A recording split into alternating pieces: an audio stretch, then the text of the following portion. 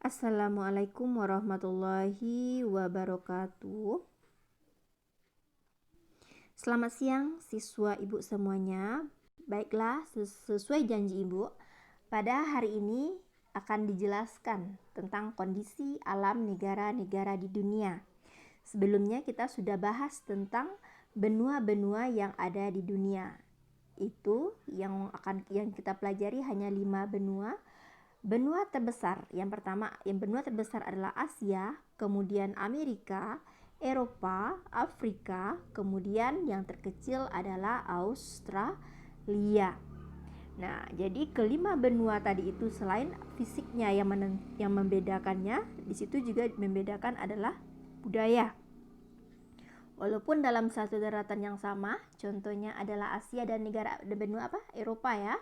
Nah, tapi kebudayaannya berbeda.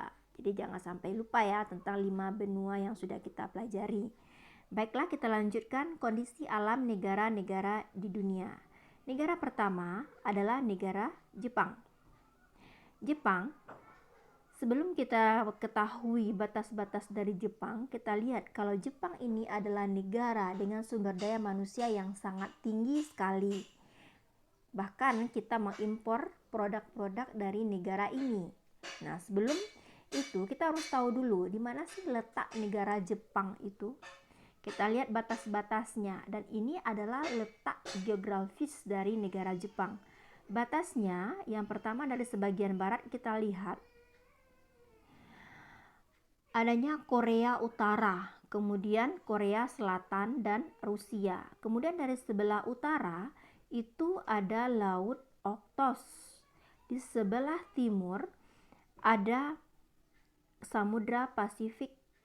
Di sebelah selatan itu ada Laut Cina Timur dan Laut Filipina. Nah, untuk itu coba kita lihat peta dari negara Jepang ini. Peta negara Jepang, letak utara, selatan, timur, anak-anak ibu semua sudah tahu kan? Ini adalah bagian apa ini?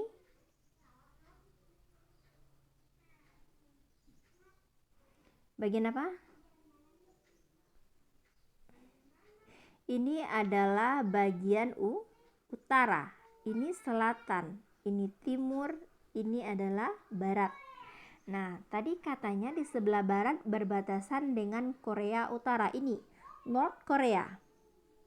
Kemudian South Korea, ini Korea Selatan ya, South Korea. Kemudian Rusia. Tuh, ini adalah bagian dari sebelah barat. Kemudian sebelah timurnya apa? Sebelah timur batasnya adalah Samudra Pasifik. Ini sebelah timur. Kemudian utara apa? Ini Laut Okhotsk tadi, Sea of Okhotsk. Itu sebelah utara. Sebelah selatan di bawah ini adalah East China Sea, Laut Cina Timur.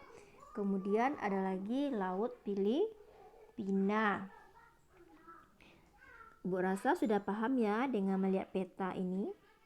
Kemudian kita lihat secara astronomis. Nah, tadi kan secara geografis batas-batasnya.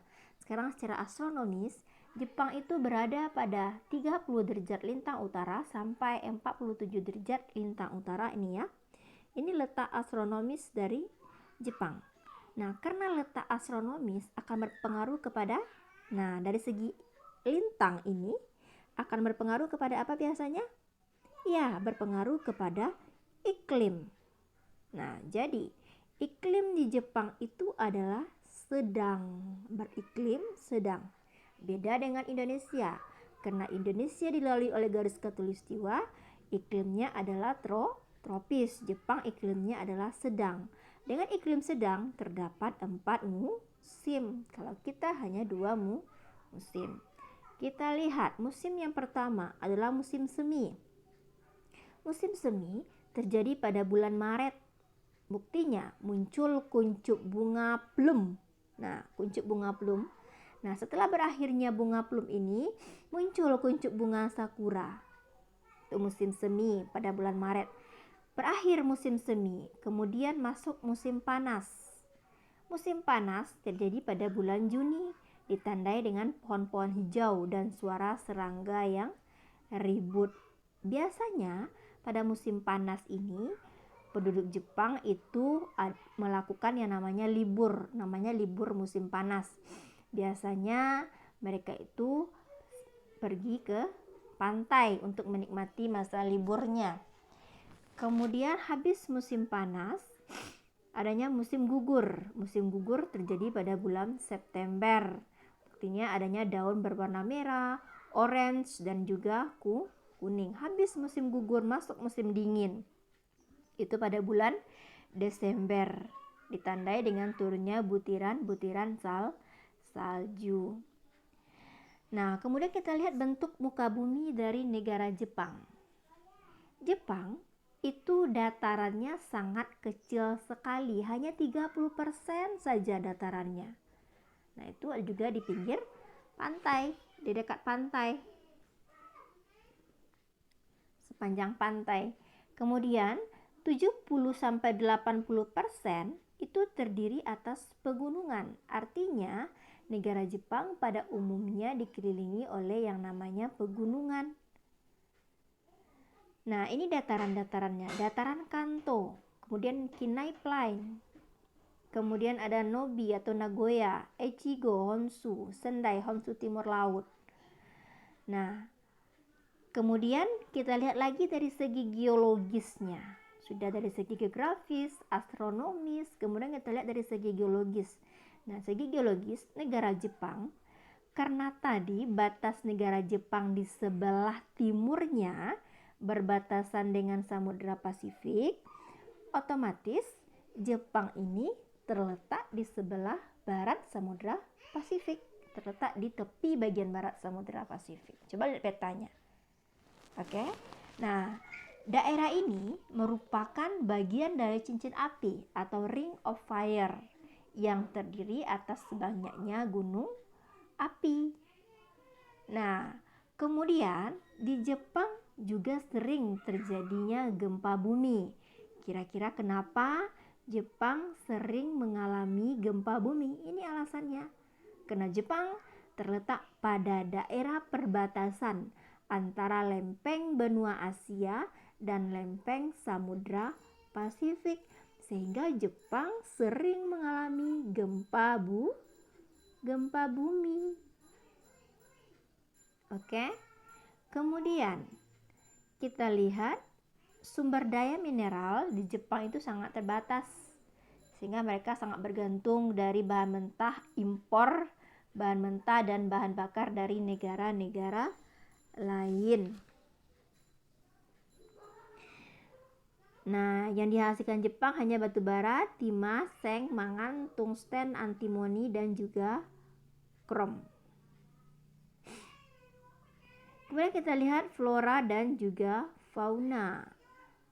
Flora di negara Jepang atau tumbuhan yang sering dijumpai di Jepang selain sakura ya, ada pohon ek, bambu, mapel, ada beech, kemudian poplar. Nah, kalau dari hewannya sudah mulai berkurang kalau di Jepang. Dulu ditemukan namanya babi hutan, monyet, serigala, dan juga rusa.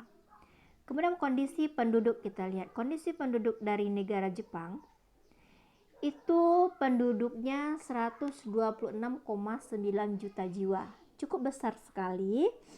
Walaupun jumlah penduduknya besar, tapi ada kecenderungan terus mengalami penurunan. Kenapa terus mengalami penurunan?